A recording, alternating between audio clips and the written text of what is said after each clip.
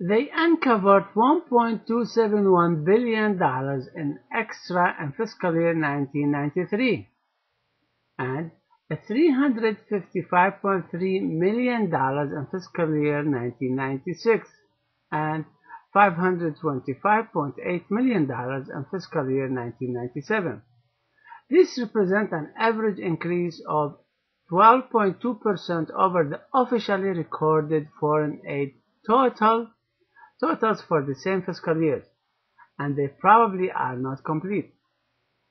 It's reasonable to assume, therefore, that a similar 12.2% hidden increase has prevailed over all of the years Israel has received aid. As of October 31st, 1997, Israel will have received more than $3 billion in U.S. foreign aid for fiscal year 1997 and about $4 billion in foreign aid for fiscal year 1998. Adding the 1997 and 1998 totals to those of previous years since 1949 yields a total of more than $74 billion in foreign aid grants and loans. Assuming that the actual totals from other budgets average 12.2% of that amount, that brings the grant total to more than $83 billion. But that's not quite all. Receiving its annual foreign aid appropriation during the first month of the fiscal year instead of in quarterly installments, as do other recipients, is just another special privilege Congress has voted for Israel. It enables Israel to invest the money in U.S. Treasury notes. That means that the U.S., which has to borrow the money it gives to Israel, pays interest on the money it has granted to Israel in advance, while at the same time Israel is collecting interest on the money. That interest to Israel from advance payments adds to another about $2 billion to the total, making it about $85 billion.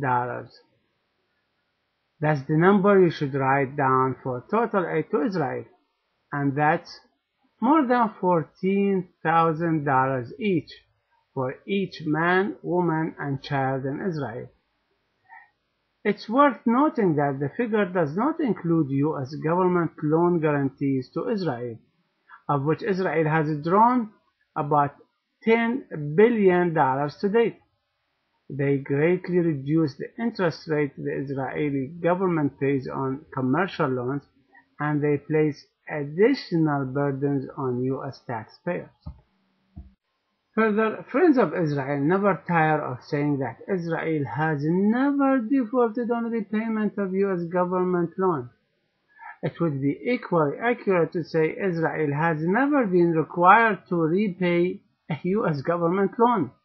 The truth of the matter is complex and designed to be so by those who seek to conceal it from U.S. taxpayers. Most U.S. loans to Israel are forgiven, and many were made with the explicit understanding that they would be forgiven before Israel was required to repay them.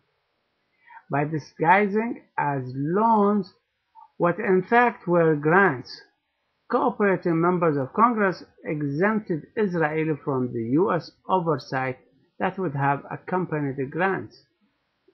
On other loans, Israel was expected to pay the interest and eventually to begin repaying the principal. But the so-called Cranston Amendment, which has been attached by Congress to every foreign aid appropriation since 1983, provides that economic aid to Israel will never dip below the amount Israel is required to pay on its outstanding loans. In short, whether U.S. aid is extended as grants or loans to Israel, it never returns to the Treasury.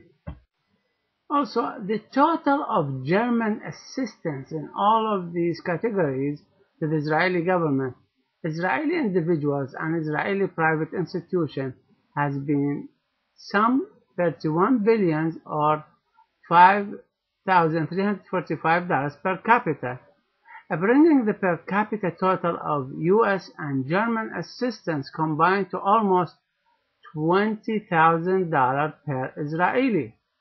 Since very little public money is spent on the more than 20% of Israeli citizens who are Muslims or Christian, the actual per capita benefits received by Israeli Jewish citizens would be considerably higher.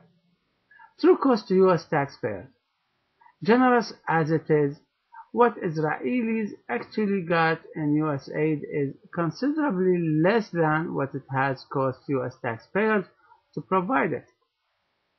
The principal difference is that so long as the USA runs an annual budget deficit, every dollar of aid the US gives Israel has to be raised through US government borrowing. In an article in Washington Report for December 1991, January 1992,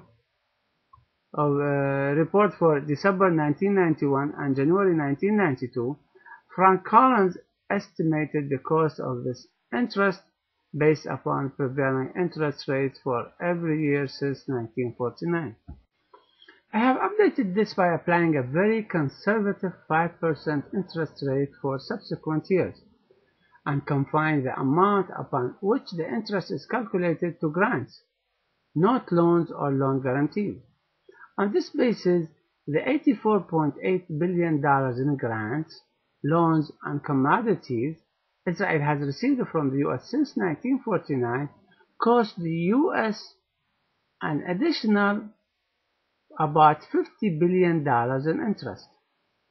There are many other costs of Israel to US taxpayers, such as most or all of the $45.6 billion in US foreign aid to Egypt since Egypt made peace with Israel in 1979, compared to $4.2 billion in US aid to Egypt for the preceding 26 years.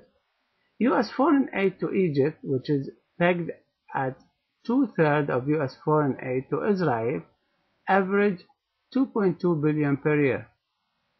There also have been immense political and military costs to the US for its consistent support of Israel during Israel's half-century of disputes with the Palestinians and all of its Arab neighbors.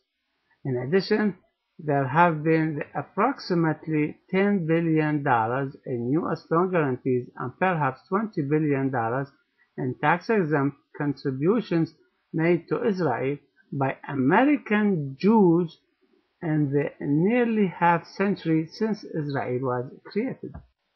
Even excluding all of these extra costs, America's $84.8 billion in aid to Israel from fiscal year 1949 through 1998 and the interest the US paid to borrow this money has cost US taxpayers $134.8 billion, not adjusted for inflation. Or, put another way, the nearly $14,630 every one of the 5.8 million Israelis received from the US government by October 31, 1997 has cost American taxpayers $23,240 per Israeli.